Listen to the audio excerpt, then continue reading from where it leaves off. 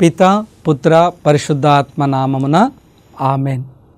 ప్రభువు మీతో ఉందురుగాక, మీ ఆత్మతో ఉందురుగాక. పునీత లూకా గారు రాసిన సువిశేషంలోని భాగము. ప్రభువ మీకు మహిమ కలుగునుగాక.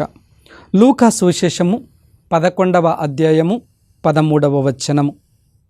పరలోకమందున్న మీ తండ్రి తనను అడుగు వారికి ఇంకా ఎంతగా పవిత్రాత్మను ఇచ్చునో ఊహింపుడు.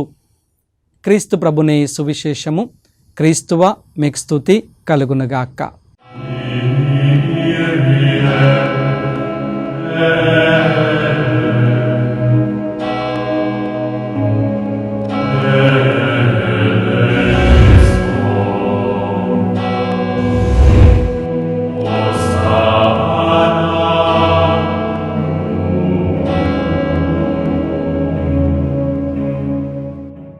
Praise the lord, hallelujah. Praise the lord, hallelujah. దేవుని ప్రియ సహోదరి సహోదరులారా, దివ్యవాణి వీక్షిస్తున్నటువంటి విశ్వాసులారా, అందరూ బాగున్నారా? బాగున్న వారమందరము కూడా చేతులను పైకి లేపి దేవునికి స్తోత్రం తెలియచేద్దామా? Hallelujah. Praise the lord, hallelujah. Praise the lord. దేవుని ప్రియ క్రైస్తవ సహోదరి సహోదర, ఈ రోజున క్రీస్తు సందేశాన్ని ఆలకించటానికి సంసిద్ధులైనటువంటి మనకు దేవుడు ఒక చక్కటి సందేశాన్ని మనకు అందిస్తూ ఉన్నారు. ఆ సందేశాన్ని ఈరోజున వాక్య రూపంలో ధ్యానించుకున్నాం. దానిని మనమందరము లోతుగా ధ్యానించి ఆ ధ్యానించే అంశము మీద మన మనస్సును కేంద్రీకరించి మన జీవితాలను ముందుకు తీసుకుని వెళదాం. పరిశుద్ధ ఆత్మను ఏ విధముగా మనము పొందుకోవాలి అనే అంశాన్ని ఈరోజున మనం నేర్చుకుందాం. వాక్కు సెలవిస్తుంది లూకా సువిశేషము 11:13లో, మీ తండ్రి తనను అడుగు వారికి ఇంకా ఎంతగా పవిత్రాత్మను ఇచ్చునో అనే మాట మనం విన్నాం. అంటే ఆత్మను, పరిశుద్ధ ఆత్మ దేవుణ్ణి పొందుకోవడం ఎలా అనే అంశాన్ని ఈరోజున మనకు క్రీస్తు సందేశంలో వినిపిస్తూ, ఆత్మతో నింపబడటానికి ఏం చేయాలి, ఆ పరిశుద్ధ ఆత్మను పొందుకోవాలంటే మనము ఎలాంటి నిర్ణయాలను తీసుకోవాలి అనే అంశాన్ని ఈరోజున ధ్యానించుకుందాం. జ్ఞానస్నానం ద్వారా పవిత్ర ఆత్మను పొందుకొని పరిశుద్ధ జీవితంలోనికి వచ్చినటువంటి మనం ఆ ఆత్మను మనము కాపాడుకుంటున్నామా?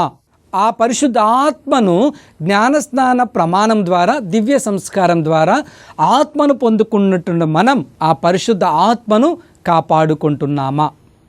ఒకవేళ కాపాడుకోకపోయినట్లయితే ఆత్మను ఏ విధముగా మనము కాపాడుకోవాలి, ఆత్మను ఏ విధముగా మనము పొందుకోవాలి, ఆత్మలో మనం ఏ విధముగా జీవించాలి అనే అంశాలను ఈరోజున ధ్యానించుకుందాం.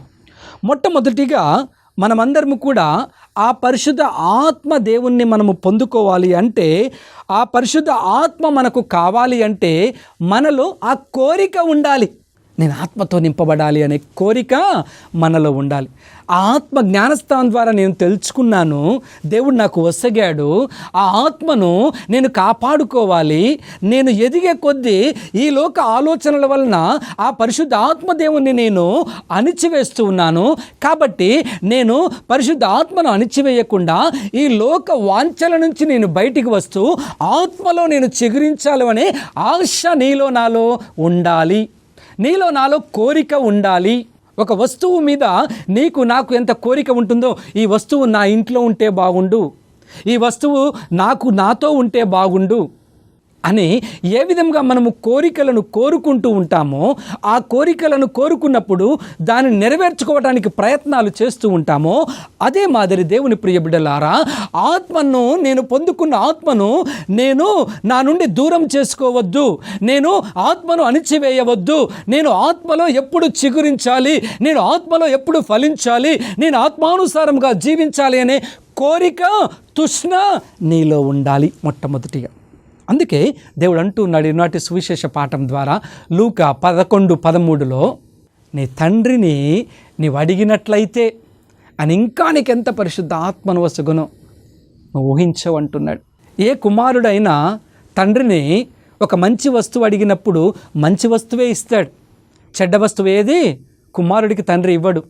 కాబట్టి దేవుని ప్రియబిడ్డలారా, మనకు వాయువును ఆయుష్ను ఇచ్చినటువంటి దేవుణ్ణి ఆత్మను అడిగితే ఇంకెంత వసుగునో నువ్వు ఆలోచన చేయి.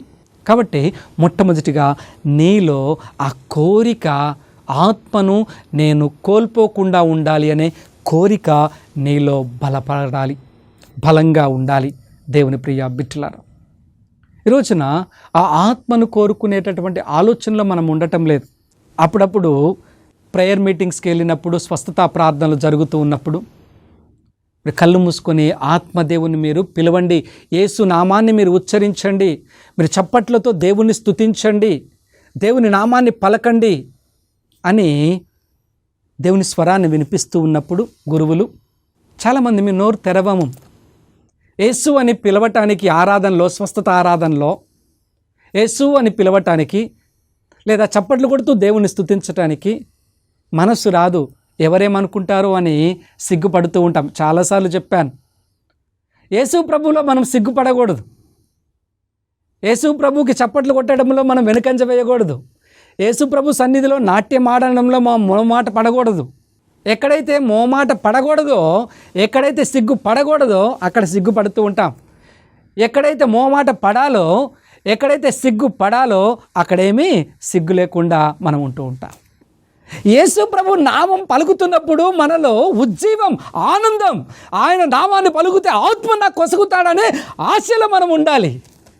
అంతేకాని ప్రార్థన చేస్తున్నప్పుడు యేసు ప్రభుని గట్టిగా పిలువమ్మా అంటే యేసు ప్రభు, యేసయ్యా, అంతకంటే నోరు బయటికి రాదు. దేవుని ప్రియ బిడ్డలారా, ఆయన సన్నిధిలో చప్పట్లు కొడుతూ నాట్యం ఆడుతూ దేవుని స్తుతించండి అంటే శబ్దం కూడా నీకు కూడా వినపడుతుందో లేదో. ఏ విధముగా ఆయన ఆత్మ వరాలతో నింపబడతావు. అంత పలచగా, అంత చచ్చుబడినట్టుగా మనం ఉంటున్నప్పుడు క్రీస్తులో ఆయన నామాన్ని ఉచ్చరించినప్పుడు ఏ విధముగా ఆయన వరప్రసాదాలతో, ఆత్మ వరాలతో నువ్వు ఫలిస్తావు. ఆలోచన చేయాలి దేవుని ప్రియ బిడ్డలారా. అదే బయటికి వెళ్ళి ఇంకొకరిని తిట్టమని చెప్పండి, ఎవరు ఆపలేరు.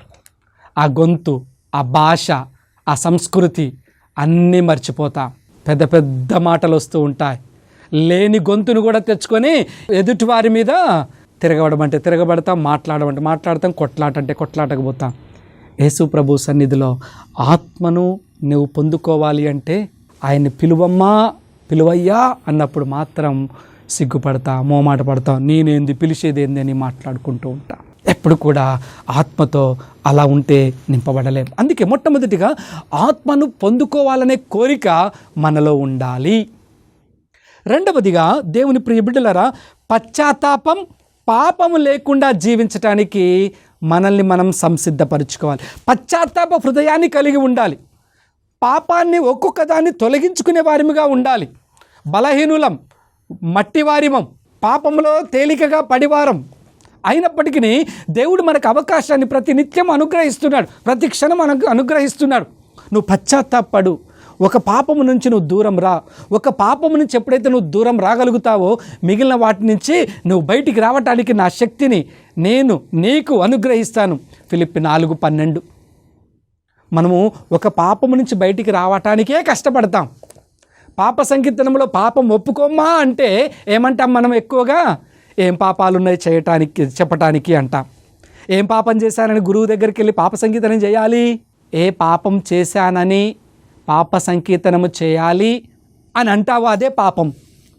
ఎందుకంటే మానవుడు బలహీనుడు, అతి తేలికగా పాపంలో పడిపోతూ ఉంటాడు. కానీ ఇదేం పాపం మనం గుర్తు చేసినప్పుడు అదేం పాపం, అదేం పెద్ద పాపమా, లేదా చిన్న అబద్ధమేగా, ఈ అబద్ధము ఒకరిని ఇబ్బంది పెట్టకుండా ఉంటుంది కదా. మనల్ని మనము ఏం చేసుకుంటున్నామంట? సర్ది చెప్పుకుంటూ ఉన్నాం. దేవుని సన్నిధిలో అయ్యా దీనికోసం నేను అబద్ధం ఆడాను, నన్ను క్షమించు అని ఎప్పుడైతే మొరపెట్టుకుంటావో దేవుడు క్షమిస్తాడు. అంటే పశ్చాత్తాపము, పాపము లేకుండా మనము జీవించడానికి ప్రయత్నం చేయాలి. అందుకే కీర్తనల గ్రంథము 51:13 తెలియపరుస్తుంది, నేను పాపులకు నీ మార్గము తెలియచేయుదును, వారు నీ వద్దకు తిరిగి వత్తురు. ఎప్పుడైతే పశ్చాత్తాప హృదయముతో దావీదు మహారాజు పశ్చాత్తాప హృదయముతో పాపములో నుండి బయటికి వచ్చిన తర్వాత, అయా నేను నీకు ద్రోహముగా పాపం చేశానే, ఇక ఇలాంటి పాపాలు నా ప్రజలు చేయకుండా ఉండటానికి వారికి నేనే సాక్ష్యంగా నిలబడి వారిని పాపము నుంచి బయటికి తీసుకొని రావటానికి, నీవు వారి వైపునకు చూచి వారి పాపములను క్షమించటానికి నేనే ఏం చేస్తాను, కీర్తన రాస్తానయ్యా, ఈ కీర్తనలో నేను తెలియచేస్తానయ్యా అంటూ దావీదు మహారాజు కీర్తన 51:13 నేను పాపులకు నీ మార్గమును తెలియచేయుదును, వారు నీ వద్దకు వచ్చినట్లు నేను నడుపుదును. దేవుని ప్రియ బిడ్డలారా, మనము పాపము నుండి బయటికి రావటానికి పశ్చాత్తాప హృదయముతో దేవుని సన్నిధికి రావాలి. అప్పుడే ఆత్మదేవుడు మనల్ని అనుగ్రహిస్తాడు తన ఆత్మవరాలతో. అందుకే మీరు వాక్యాన్ని చూడండి. యోహాను గారు, బాప్తిజం యోహాను గారు వాక్య పరిచర్య ఆరంభించేటప్పుడు మీరు హృదయ పరివర్తన చెందండి, దేవుని రాజ్యం రాబోచున్నది అని మత్తయి సువిశేషంలో 3లో తెలియపరుస్తాడు. మత్తయి సువిశేషం 4:16-17లో యేసు ప్రభువు తన యొక్క బహిరంగ జీవితాన్ని ఆరంభించేటప్పుడు మత్తయి సువిశేషం ప్రకారము మీరు హృదయ పరివర్తన చెందండి, పరలోక రాజ్యము మీ సమీపంలో వచ్చి ఉన్నది అంటూ ఉన్నాడు. ఏ ప్రవక్తనైనా మీరు తీసుకోనండి, హృదయ పరివర్తన చెందండి, దేవుని రాజ్యం రాబోతున్నది, దేవుని శాపానికి గురి కాకుండా ఉండటానికి మారు మనసు పొందండి, ఉపవాసాలు ఆచరించండి, బూడిద మీద గోనెలు తాల్చి కూర్చోనండి, ప్రార్థనలో ఎదగండి అని ప్రతి ప్రవక్త తెలియపరిచినటువంటి మాట. ఈ రోజున ఆత్మను పొందుకోవాలి అంటే, ఆత్మ దేవుని యొక్క వరప్రసాదాలు పొందుకోవాలి అంటే, ఆత్మ దేవునితో నువ్వు సహవాసం చేయాలి అంటే నువ్వు పశ్చాత్తాప హృదయాన్ని కలగాలి, పాపము నుండి బయటికి రావాలి. రెండవది,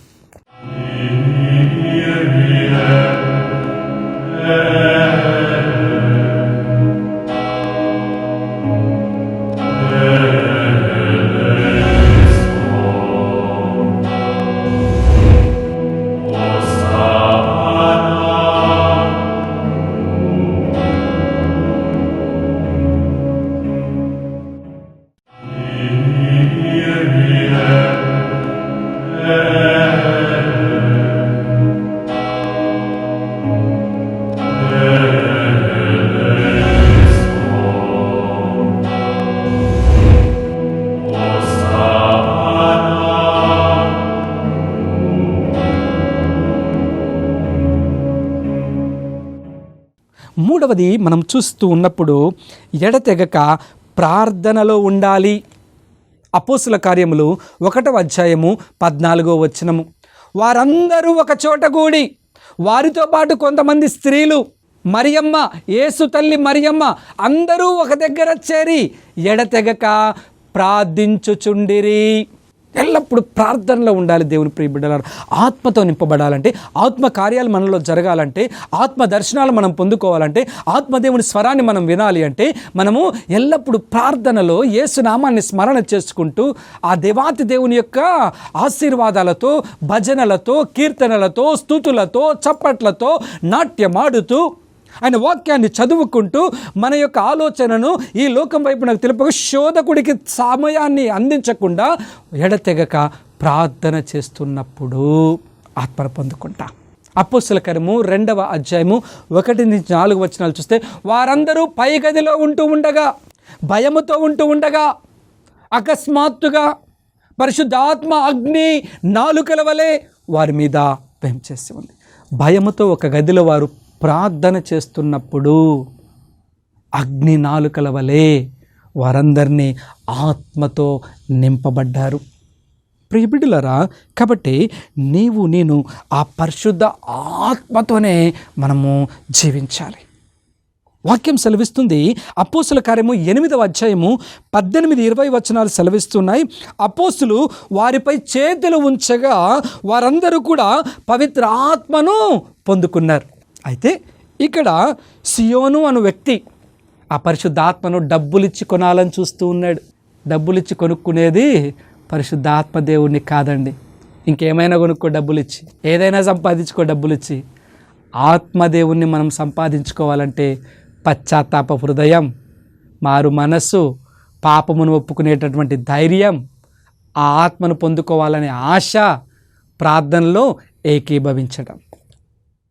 పాపం సియోను డబ్బులిచ్చి వారందరూ మీరు చేయి ఉంచగానే ఆత్మను పొందుకుంటున్నారు కదా, నాకు ఆ వరం కావాలి, నేను కూడా ఆత్మను పొందుకోవాలి, నేను అంతసేపు నేను ఉండలేను ప్రార్థనలో, ఇగో మీకు ఎంత డబ్బు కావాలంటే తీసుకోండి, మీరు కూడా నా మీద చేతులుంచి ప్రార్థన చేయండి, నేను ఆత్మను పొందుకోవాలి అని చేతులు పైకి లేపుతున్నాడు, డబ్బులు చూపిస్తున్నాడు.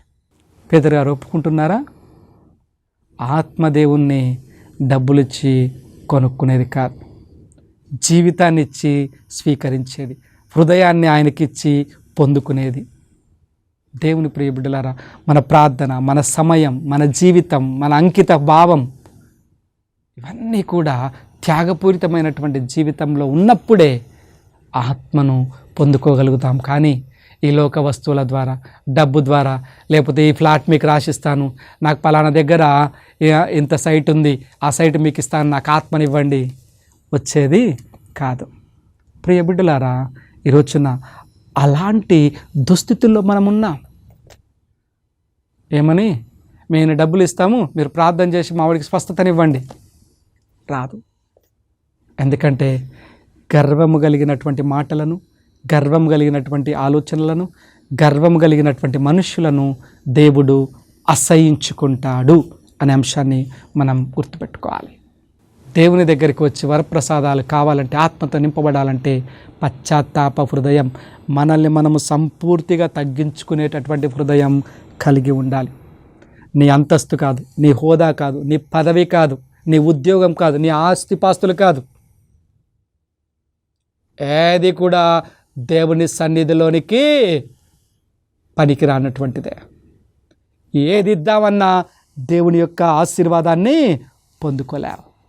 నీ హృదయాన్నే, పాపపు హృదయాన్ని పశ్చాత్తాపడుతూ, అయా నేను పాపిని, ఇక నేను ఆ పాపము జోలి పోను అని నిన్ను నువ్వు సంపూర్తిగా సమర్పించుకున్నప్పుడు అప్పుడే ఆత్మను పొందుకునేటువంటి కృపను దేవుడు వసుకుతూ ఉంటాడు. ప్రియ బిడ్డలారా, ఆ ప్రార్థనలో మనం ఎదుగుతూ ఉన్నప్పుడు ఆత్మ పావుర రూపం వల్ల యేసు ప్రభు మీదికి వచ్చి ఉన్నారు అని లూకా సువిశేషం 3వ అధ్యాయం 21-22 వచనాలు మనం చూస్తున్నాం. ప్రార్థన చేయుచుండగా పవిత్ర ఆత్మ పావుర రూపములో ఆయనపై దిగి వచ్చెను అనే మాట మనం చదువుతూ ఉన్నాం. ప్రియ స్నేహితులారా, కాబట్టి ఆత్మను పొందుకోవాలంటే మనము ప్రార్థనలో ఏకీభవించాలి. 4వదిగా పరిశుద్ధ ఆత్మను మనం పొందుకోవాలి అంటే ఐక్యత కలిగి జీవించాలి, ఐకమత్యముగా ఉండాలి. అపోస్తుల కార్యములు 2వ అధ్యాయం 42వ వచనాన్ని చూసినట్లయితే, వీరు అపోస్తుల బోధన యందు, సహవాసమందు, రొట్టె విరుచుట యందు, ప్రార్థించుట యందు ఐక్యము కలిగి జీవించారు. వారందరూ కూడా ఎడతెగక ఒకే దగ్గర ఉండి ప్రార్థనలోను, రొట్టె విరుచుటలోను, సహవాసములోను, బోధనలోను వారందరూ ప్రార్థన చేయుచు ఒక దగ్గరే ఉన్నారు. అప్పుడు వారందరూ అన్నిటిలో ఐకమత్యముగా జీవించారు. కాబట్టి ఆత్మవర ప్రసాదాలతో నింపబడ్డారు. దేవుని ప్రియ బిడ్డలారా, యోహాను సువిశేషము 20వ అధ్యాయము 19వ వచనాన్ని మనం చూసినట్లయితే, వారందరూ ఒక చోట ఉండి, భయముతో శిష్యులందరూ ఒక చోట ఉన్నప్పుడు, ఒక గదిలో ఉన్నప్పుడు అకస్మాత్తుగా పునరుత్థాన క్రీస్తు ప్రభు వారి మధ్యలోనికి వచ్చి మీకు శాంతి కలుగునుగాక అంటున్నాడు. దేవుని ప్రియ బిడ్డలారా, మనము ఐకమత్యంగా ఒక దగ్గర ఉండి ప్రార్థన చేస్తూ ఉన్నప్పుడు, ఐకమత్యముతో కలిసికట్టుగా ఉన్నప్పుడు ఆత్మ మనందరి మీద కుమ్మరింపబడుతుంది. కుటుంబ జీవితాలలో సోదరి సోదరుల మధ్య ఐక్యత ఉందా అని ఆలోచన చేసినట్లయితే ఈ రోజుల్లో ఆ ఐకమత్యం కనబడటం లేదు. అన్నదమ్ముల మధ్య ఐక్యత లేదు, అన్నదమ్ముల కుటుంబాల మధ్య ఐక్యత లేదు, అక్కచెల్లె కుటుంబాల మధ్య ఐక్యత ఉండటం లేదు. కానీ విడివిడి కుటుంబాలుగా మనందరికీ కూడా ఆత్మ కావాలి. ఆత్మను దేవుడిస్తాడు కుటుంబాల వారిగా ఉన్నప్పటికీ. కానీ ఐకమత్యంతో ఉన్నప్పుడు ఇంకా త్వరగా నేను పరిశుద్ధ ఆత్మను పొందుకోగలుగుతూ ఉంటాం. అందుకే అసోదర ప్రేమ, అసోదరి మనుల ప్రేమ, ఆ బంధుత్వాలు కరువైపోతూ ఉన్నాయి. మనం చూస్తూ ఉన్నాం. ఒకప్పుడు ఒక ఫంక్షన్ జరగాలి అంటే, ఒక వేడుకోలు జరగాలి అంటే, ఒక పండుగ జరగాలి అంటే, ఒక వివాహం జరగాలి అంటే బంధువులందరూ కూడా 3 రోజులు లేదా ఒక వారము ముందు, వచ్చి పండుగ వాతావరణాన్ని, పెళ్లి వాతావరణాన్ని తీసుకొని వచ్చేవారు. ఈ రోజులలో పూజకు ముందు లేదా పెళ్లిగా తాళి కట్టేటువంటి సమయంలో లేదా ఆ తలంబ్రాల సమయంలో లేదా రిసెప్షన్ టైంలో ఫోటోకి పోజ్ ఇచ్చామా, ఓకే ప్రజెంట్ అయ్యామని చూపించి ముద్ద తింటే తిని వెళ్ళిపోతున్నాం. ఐకమత్యం లేకుండా బంధుత్వాన్ని కాపాడుకోవాలి కాబట్టి మనం కాపాడుకుంటున్నాం. కానీ ఐకమత్యత లేకపోతే ఏం కోల్పోతున్నామంట? పరిశుద్ధ ఆత్మను కోల్పోతూ ఉన్నాం అనే సత్యాన్ని ఈరోజున దేవుడు నేర్పిస్తూ ఉన్నాడు. ప్రియ క్రైస్తవ సహోదరి సహోదర, ఐదవదిగా వాక్యానుసారంగా జీవించడానికి మనం ప్రయత్నం చేయాలి. వాక్యానుసారంగా జీవించినప్పుడు ఆత్మాభిషేకంతో నేను నింపబడుతూ ఉంటాం. ఎప్పుడైతే ఆత్మతో మనమందరము కూడా నింపబడుతూ ఉంటామో అప్పుడు దేవుని వాక్కులోనికి ప్రవేశిస్తూ ఉంటాం. కావున అపోస్తలుల 1:4 వాగ్దానం కోసము ఒకటిగా ఉండి వారందరూ కూడా ప్రార్థనలో ఏకీభవిస్తూ ఉన్నారు అని వాక్కు మనం చూస్తున్నాం. తల్లి మరియమ్మ గారు లూకాసు విశేషము 1:35 ఆమె వాక్కును, గాబ్రియేలు దూత పలుకుతున్నటువంటి వాక్కును ఆలకిస్తూ ఉంది. వాక్యానుసారం తల్లి జీవించింది. వాక్యానంతటిని ఆలకించి నీ చిత్తం నా జీవితంలో జరుగునుగాక అన్నది. వాక్యానుసారముగా అన్ని ఆలోచనలకు, అన్ని ప్రశ్నలకు సమాధానము గాబ్రియేలు దూత ద్వారా పొందుకున్న తర్వాత నీ చిత్తం, నేను నీ వాక్కు ప్రకారముగా ఈ లోకంలో జీవిస్తాను అని మరియ తల్లి పలుకుతుంది. వాక్కు ప్రకారముగా మనం జీవిస్తూ ఉన్నప్పుడు, వాక్కు ప్రకారంగా మనమందరము కూడా ఆ దేవాతి దేవుని యొక్క ఆశీర్వాదాలను పొందుకు, ఆత్మ దేవుని యొక్క బలము, ఆత్మ దేవుని యొక్క శక్తి మనతో ఉంటూ ఉంది. ధైర్యముగా మనం ముందుకు నడవగలుగుతూ ఉంటాం. దేవుని వాక్కును మరియ తల్లి ఆలకించింది కాబట్టి ధైర్యముగా అడుగు ముందుకు వేయగలిగింది. ధైర్యముగా ఆ గర్భఫలాన్ని స్వీకరించగలిగింది. ధైర్యముగా కుమారుణ్ణి కనగలిగింది. ధైర్యముగా ఆ తల్లి కుమారుణ్ణి ఈ లోకానికి పరిచయం చేయగలిగింది. ధైర్యముగా కుమారుని శిలువకు అప్పచెప్పగలిగింది. ధైర్యముగా ఆ శిలువ సన్నిధిలో కుమారుని కోసము ప్రార్థన చేస్తూ ఉంది. ధైర్యముగా మనందరికీ కూడా ఆధ్యాత్మిక తల్లి అవుతుంది. కాబట్టి ఈ యొక్క 5 అంశాలలో మనం జాగ్రత్త వహించినట్లయితే ఇక చాలా అంశాలు ఆత్మను పొందుకోవటానికి మన వాక్కులు మనకు బైబిల్ గ్రంథం తెలియపరుస్తుంది. కానీ ప్రధానంగా ఈ 5 అంశాలను మనము గనక శ్రద్ధ వహించినట్లయితే ఆత్మదేవునితో మనము నింపబడుతూ ఉంటాం.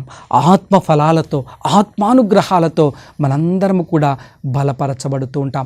తద్వారా ఆ ఆత్మ దేవునిలోనికి మనందరము కూడా ఒక రోజున ప్రవేశించగలుగుతూ ఉంటాం. అలాంటి కృపను దయచేయమని, ఆత్మలో నిండేలాగున, ఆత్మలో ఉండేలాగున, ఆత్మ వరప్రసాదాలతో మనందరము ముందుకు కొనసాగాలి అని ప్రార్థన చేసుకుందాం. అందరం తలలు వంచుదాం.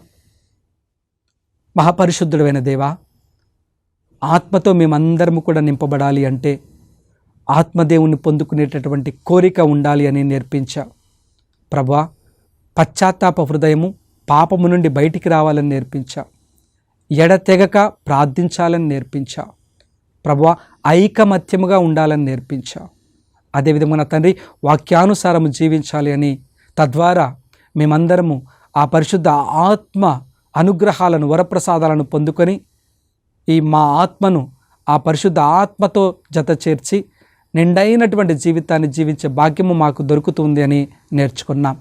మేమందరము కూడా ఆత్మను పొందుకునేటటువంటి కోరిక మీద ఆధారపడి జీవించే బిడ్డలుగా, పశ్చాత్తాప హృదయాన్ని, పాపము నుండి దూరముగా ఉండు బిడ్డలముగా, ప్రార్థనలో ఎడతెగక ప్రార్థించే బిడ్డలముగా, ఐకమత్యముగా మేమందరము కలిసిమెలిసి ఉండే బిడ్డలముగా, వాక్యానుసారముగా జీవించే బిడ్డలుగా మమ్మల్ని అందరినీ తయారు చేయండి. ప్రభువా, మా జీవితము ఎప్పుడు ఈ లోకము నుండి రాలిపోతుందో తెలియదు, కానీ ముందుగానే నీవు తెలియపరిచినట్లుగా మమ్ములను మేము సంసిద్ధపరుచుకొని ఆత్మతో నింపబడి మా ఆత్మను నీకు అందించే బిడ్డలముగా మమ్మల్ని మలచమని మా నాథుడైన క్రీస్తు ద్వారా ఈ మనవి చేయుచున్నాము. ఆమేన్. ప్రభువు మీతో ఉందురుగాక, మీ ఆత్మతో ఉందురుగాక. సర్వశక్తిగల సర్వేశ్వరుడు పితా, పుత్ర, పవిత్రాత్మ మిమ్మందరిని ఆశీర్వదించి కాచి కాపాడుదురుగాక. ఆమేన్.